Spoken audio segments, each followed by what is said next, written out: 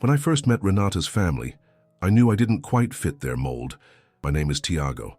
I'm 37, a systems technician from Campinas, and I've always been more comfortable with cables and quiet rooms than crowded family dinners.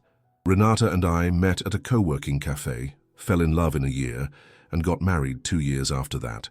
But from the first handshake with her father, Armando, I could feel it. I wasn't welcome. He was a businessman, old-school owner of a logistics company that had been in the family for 3 generations, a man of stiff suits, firm opinions, and louder-than-necessary judgments, the kind who measured a person's worth by their title and the car they drove. And I fixed people's Wi-Fi and built small networks for medium-sized offices. At our first family lunch, he didn't even ask me what I did. He just raised an eyebrow when I said I had my own business. "Informatics?" he repeated with a smirk. "So like turning computers off and on again?" The others at the table chuckled. I laughed too, trying not to take it personally. But it didn't stop there. Every holiday, every birthday dinner, there was a comment.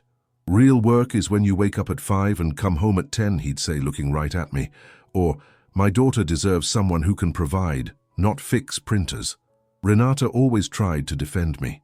"Pai para camisa," she'd whisper, but he'd just wave her off. Over time, I realized the rest of the family wasn't much better. Her brothers worked at the company and looked at me like an intern who'd wandered into the boardroom by mistake.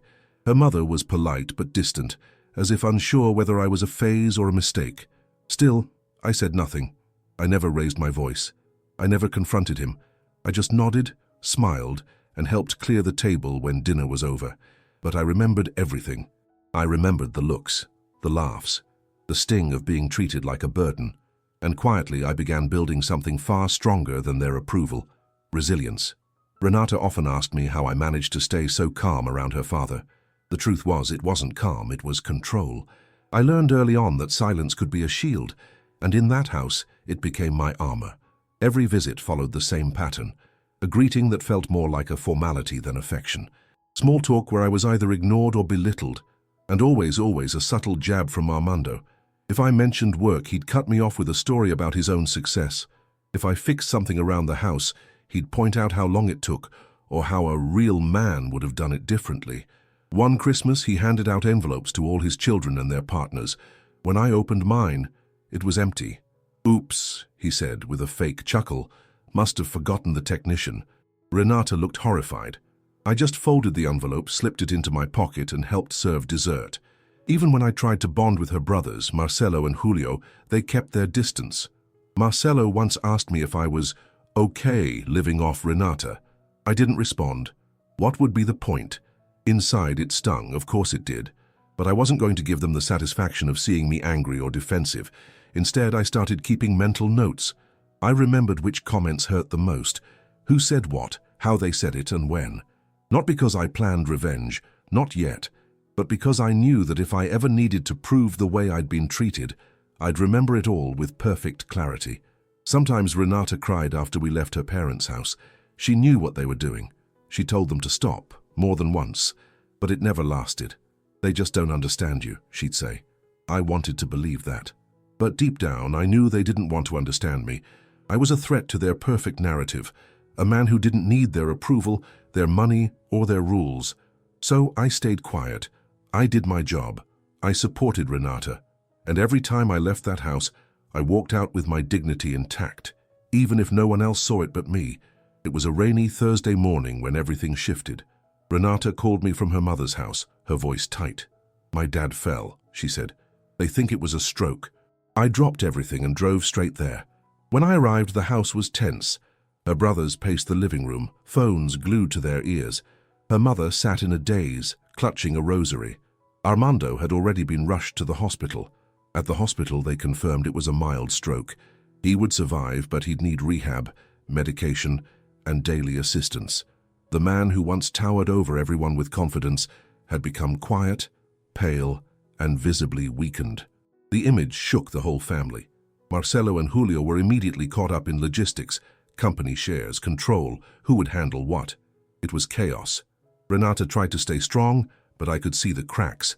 She was scared, and no one was stepping up where it really mattered, at home.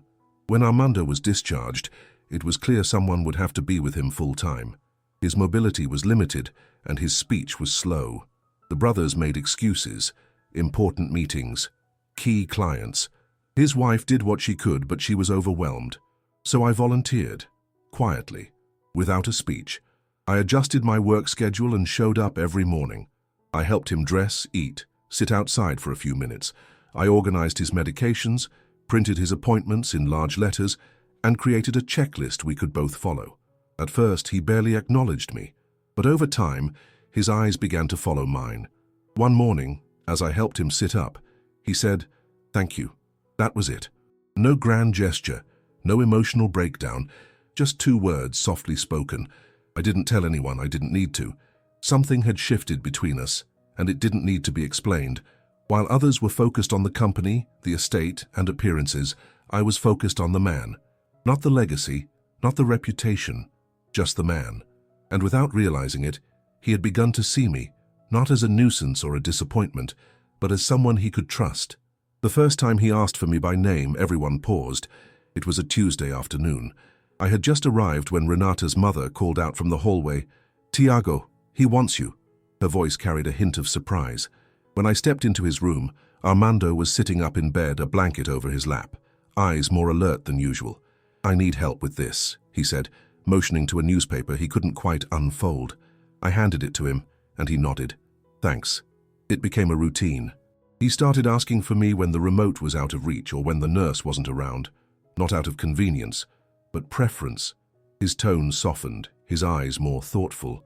Our conversations started small, about the weather, the food, old São Paulo soccer teams, but soon they drifted deeper.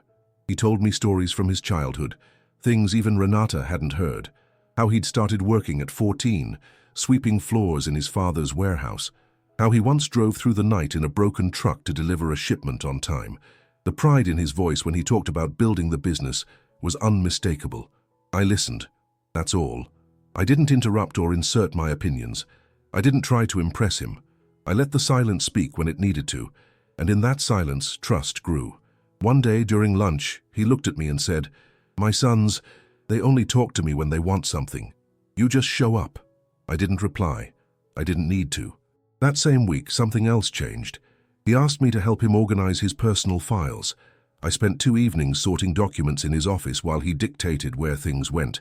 He never asked for Marcelo or Julio. There were no apologies, no confessions. But the tension that had once filled every room between us was gone. And somewhere in those quiet afternoons, amid the papers and medicine and soup, he stopped seeing me as a mistake his daughter made. He started seeing me as part of the family, maybe the only part that still cared for him without expecting anything in return. It was a quiet Wednesday when he asked me to help him into the study. He hadn't been in there for months.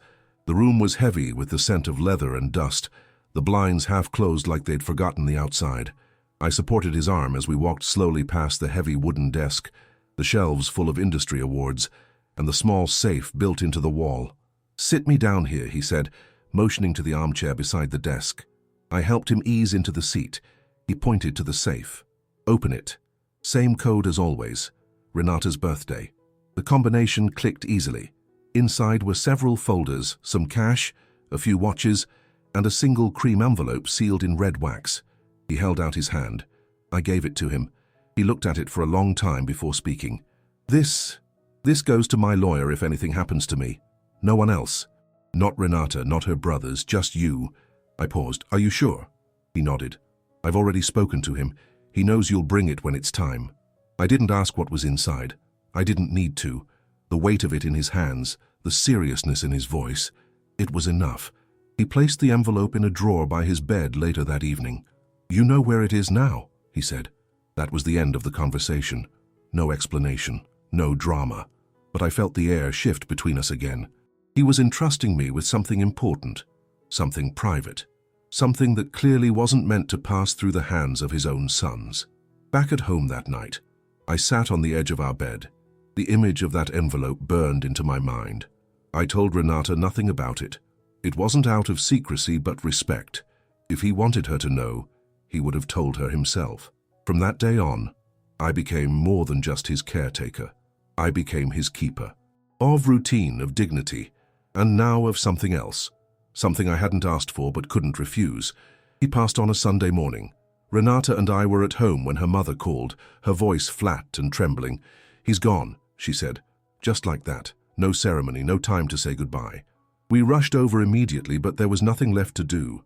The house felt hollow, like even the walls were holding their breath. His body lay still in the room we had spent so many afternoons. The television was off. His blanket was folded at the foot of the bed.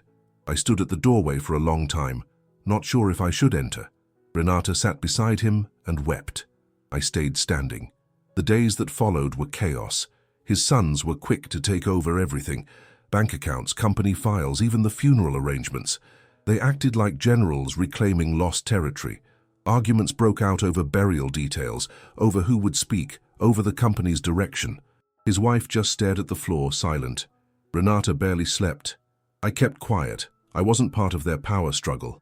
I handled the small things, picked up guests from the airport, organized the condolence messages, made sure her mother ate something. But in the back of my mind, I hadn't forgotten the envelope. 2 days after the funeral, I waited until the house had emptied.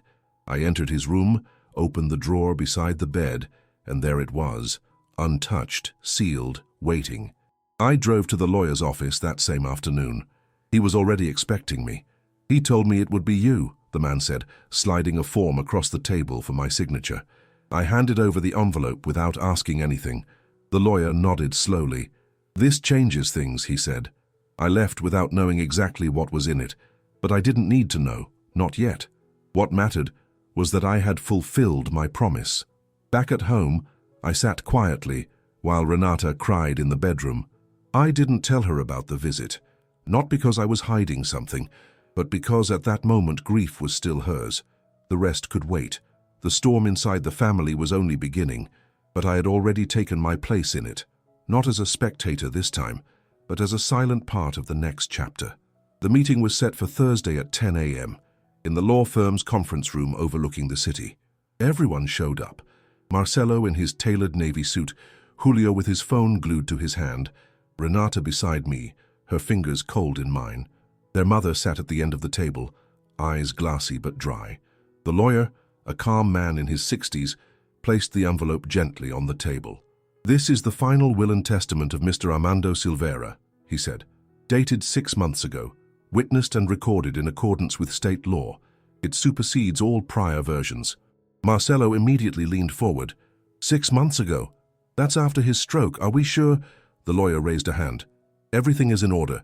We have video confirmation of full mental capacity at the time. If there are objections, they can be filed formally after the reading." Silence fell. He broke the seal and began. "To his wife, the house, a monthly stipend, and shares in a family trust. To Renata, a beach property in Ubatuba and a letter to be opened privately. To Marcelo and Julio, small percentages of the company, limited voting power, and a detailed outline of responsibilities tied to performance reviews." Then he paused. "To Tiago." I felt every eye in the room turn toward me. "To Tiago Pereira, my son-in-law. I leave controlling interest in Silveira Transportes effective immediately. This decision reflects my respect for his character, discretion, and commitment to this family when others turned away." You could hear the breath catch in Marcelo's throat. Julio stood up. "This is a joke." The lawyer didn't flinch. "You're welcome to challenge it through the courts." I sat still, my heart loud but steady. Renata looked at me, stunned. Her mother didn't react at all. There was no speech from me. No triumphant grin, just a nod.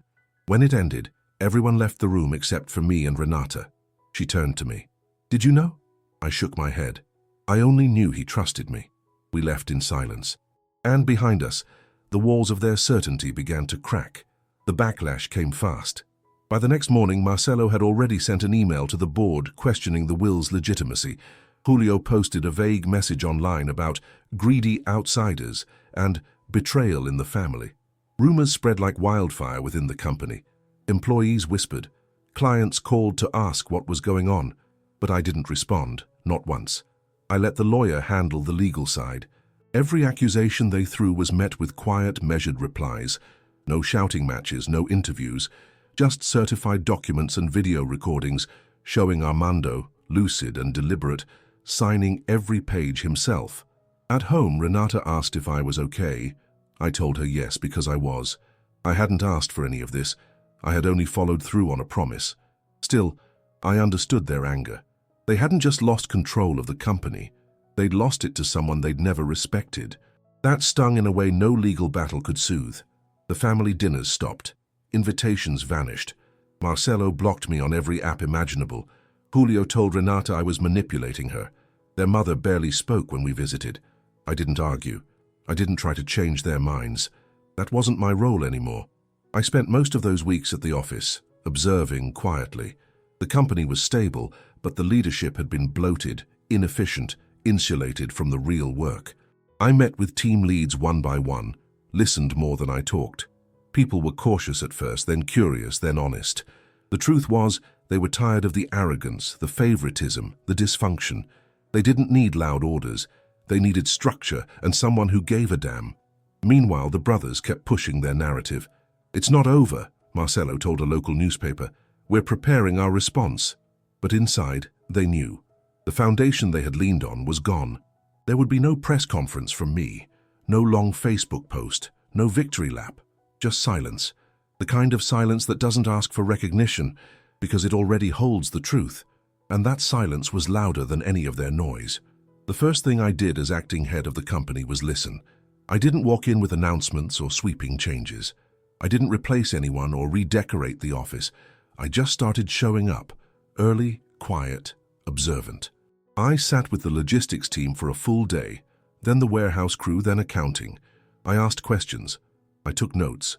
I didn't pretend to have all the answers. People didn't know what to make of me at first. They were used to Marcelo's theatrics and Julio's micromanaging. I was just there, present, and slowly they began to open up. They told me about delays caused by outdated systems, unreturned emails from middle management, and budgets that didn't make sense. I listened. Then I acted. Within a month, I brought back 3 experienced employees who had been quietly pushed out by the brothers in past years. I modernized the fleet tracking system with affordable software. I created a direct line for staff suggestions that went straight to my inbox. I also met with Marcelo and Julio individually. I offered them roles in the company, real ones, with clear responsibilities and accountability, not titles to hide behind. Marcelo refused, claiming it was beneath him. Julio hesitated, then agreed, if only to save face. He lasted 3 weeks before resigning. The staff noticed everything, not because I told them, but because the culture changed. People felt safer. Meetings were shorter. Deadlines were met. Renata came to the office one afternoon to bring me lunch. She walked in and stood quietly by the door as I spoke with the dispatch team. Later, in the car, she said, "I've never seen them respect anyone like that." I didn't reply. I didn't need to. I wasn't leading like Armando had. I wasn't trying to fill his shoes. I was doing it my way, quiet, consistent, and built on the same thing that earned me that envelope in the first place: trust. The company didn't need a savior. It just needed someone who cared. And for the first time in a long time, I realized I did. I visit his grave once a month. There's no routine to it, no flowers, no speeches. I just go. I stand there with my hands in my pockets, listening to the breeze move through the trees, the way it used to rustle outside his study window. The stone is simple, just his name, the dates, and one word beneath: builder. He was many things, tough, proud, harsh even, but he built something, first with his hands, then with his will, and in the end, he left it in mine. I never asked why, not directly, but I think I understand now. It wasn't about the company. It wasn't about teaching his sons a lesson or rewarding me. It was about trust. He trusted that I wouldn't turn this into a performance, that I wouldn't sell off what he spent a lifetime building, that I'd protect it, the way I had protected his dignity when everyone else walked away. Renata and I are stronger now. The silence between us, once filled with worry, has turned into comfort. We talk more, laugh more. Sometimes she brings up her father, and we sit on the couch just remembering his quirks, his stubbornness, the way he used to cross his arms when he was pretending not to care. Her mother still keeps some distance, but we visit. Quiet lunches, simple birthdays, nothing forced. As for Marcelo and Julio, they moved on. New ventures, new circles. They don't speak to me. That's fine. I've made peace with it. The company runs steady. It's not flashy, but it's honest. I still don't have a corner office. I prefer walking the floors, checking in with the teams, fixing what needs fixing. That's who I've always been. A man who pays attention. A man who shows up. A man who, in the end, said nothing, but was heard. I place my hand on the headstone just once before I leave. No words, only gratitude. Because I never needed his approval. But he gave me something better, the chance to prove who I really was. And that was more than enough.